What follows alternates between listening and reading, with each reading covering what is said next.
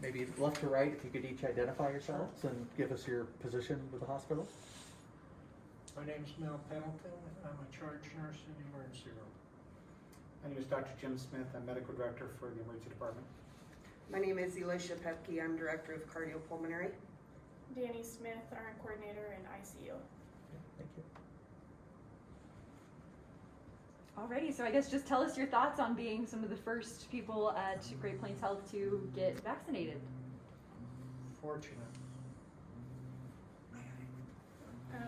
Excited to help hopefully slow down this pandemic. Yeah, definitely proud of this organization and all the steps we've taken to be chosen as a site. You know, I'm just excited that we can utilize this platform, if you will, to spread the word out there how important it is for people to get vaccinated. We feel that it's important enough that we've been vaccinated and we've been looking forward for this. All of us take care of COVID patients day in and day out. For those people who are thinking they don't want to be vaccinated or you know, oh, I don't need it, I'm not going to get it, etc. I'll ask you to do three things. First of all, talk to one of our 100 ER patients that we see every week and ask them about their experience with COVID that made them sick enough to come into our emergency department. They'll tell you that this is the worst thing that they've ever gone through. Headaches are unbearable, the body aches are miserable, nausea, vomiting, diarrhea. Some of them go home on oxygen because there are no beds in Nebraska for the people who are sick but not deathly sick. So I would ask you to task you to go try and find one of them and ask them. Secondly, try and talk to one of the 2 or 3 dozen patients that we have in the hospital at any one time here. Those people who are holding on high flow oxygen, trying to stay off of a ventilator, and tell them what their experience is. They'll probably tell you that, gosh, I wish I would have taken this more seriously. I didn't think it was going to be me. I'm healthy otherwise. I only have a few risk factors.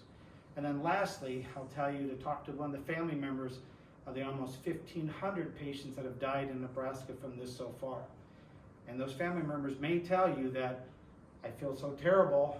Again, we should have taken this more seriously. I wish the vaccine would have been out. But probably they're going to tell you, I really wish I could have been with my loved one when they died in the hospital alone because they couldn't be in there because of how infectious they are. And the last person that they saw was eyes of somebody that wasn't the family member. They can't see our faces. We have masks on, we have shields on, we have gowns on. And I would tell you that if you don't think that this is important, you talk to one of those 3 groups and hopefully it'll change your mind. I just implore you, please, to get the vaccination, if not only for yourself, but for one of the high-risk people that are out there. So, Obviously, the vaccination provides physical protection for you, but what does it do for you mentally? You know, coming into a war zone every day, basically, wondering if today is going to be the day that you catch COVID. How does being vaccinated now weigh on you mentally? I got 11-year-old and 14-year-old boys at home.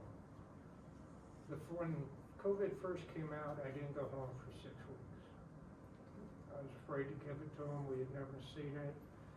In my 20 years as a nurse at this point, I've never seen anything that I was afraid to catch until this came on. This scared me. It unnerved me. Doing the job I did and having the boys, I felt we had to pursue on, try to do life as much as normal. This vaccine will give me some peace of mind with fighting this every day and seeing what it does to people. We see people that have very minor effects, and we see people taking our last breath with no family, no nothing. This is an important vaccine. It's important to the people of the country. It's important to the healthcare. It's important to you.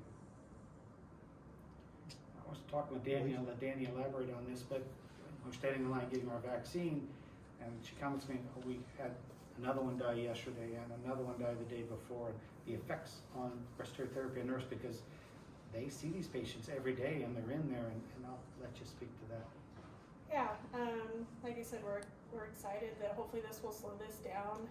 Being in critical care, we obviously see those patients that are very ill. They're on the ventilator. They're requiring all the oxygen support, and we know the risk of, you know, they're at that need. They need that ventilator. That may be the last time their family gets to see them, to say goodbye, and we're doing that through an iPad, through a window.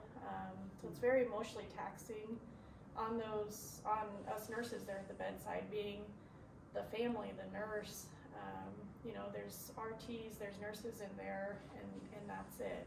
We've been very fortunate to now allow some visitation when patients are comfort measures in COVID to help with that process. But yeah, we continue to lose people, we continue to intubate people. And I know the patients I've talked to, I've heard one say, I slipped up that one time, I forgot my mask that one time, or we had a family gathering, you know, with all these people, and it just took that one time. Yeah, and I would agree with Danny. As a respiratory therapist, in the beginning I was very worried about my staff's physical health to make sure they would not catch COVID. Now it's more I'm worried about their mental and emotional health. We work very closely with all these patients as respiratory therapists. We provide them with the oxygen they need. Many of them are on unbelievable amounts of oxygen, something that it's very hard to describe. We work hand in hand with the nurses, and we celebrate wins together, but it also kind of defeats you when you've tried everything you can do and you still lose the patient. You just kind of wonder, what else could we have done? And these aren't quick turnarounds. You know, our normal average length of stay was a couple days. We're seeing these patients on the ventilator for 3 weeks at a time before we're having to send them to a different facility to receive a trach and some really long-term rehab. So these are patients we know their family. We speak to them every single day. You know, you get attachment to that, and then we are losing them, or you know, we fight, and sometimes we just can't prevail over that.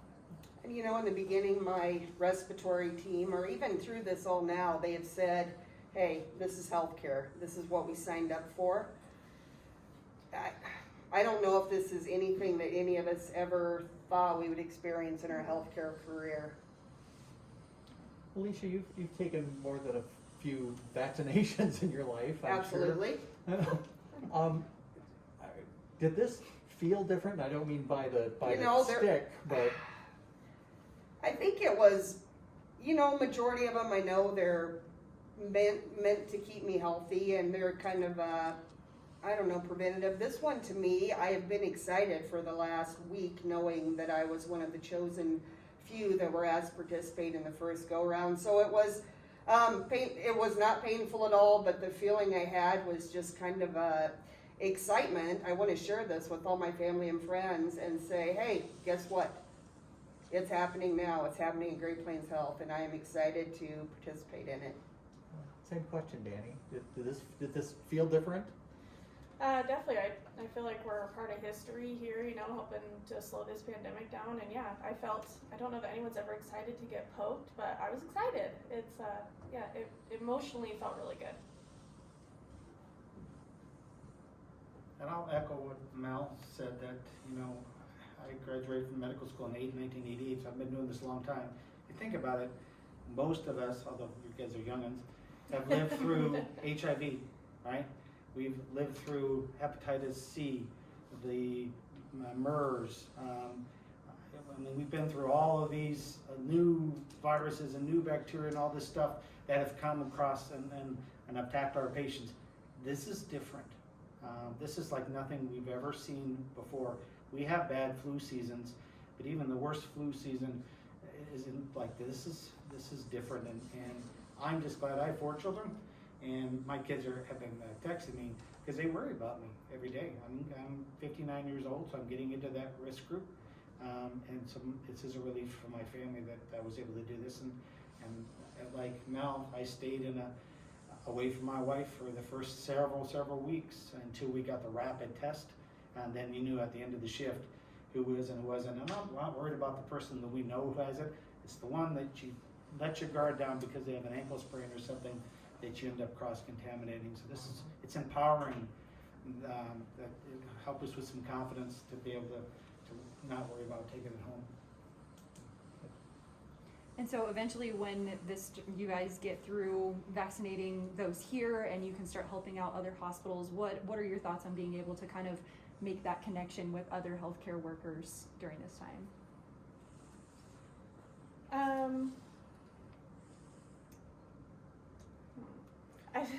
Well, I mean, It's a small community, exciting. we Yeah. know everybody, we know Yeah, everybody in these exactly. hospitals. And respiratory therapy is a small, tight-knit field throughout the state. I know a lot of respiratory therapists. I'm gonna be proud to post this on our state website and say, hey, look what I did, let's all join in.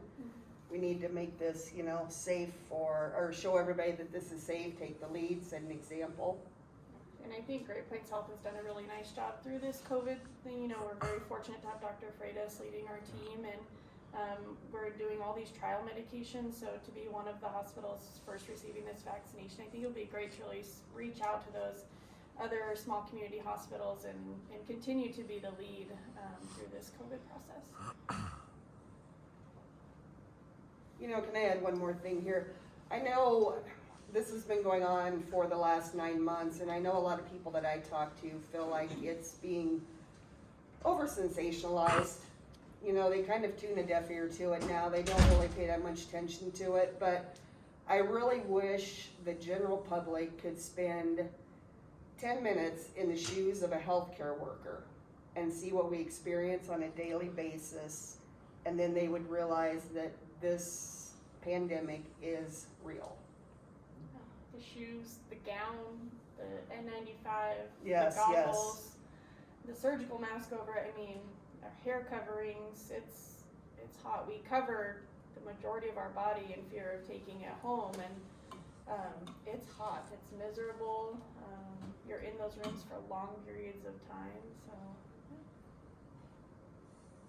Awesome. Is there anything else that you guys want to add?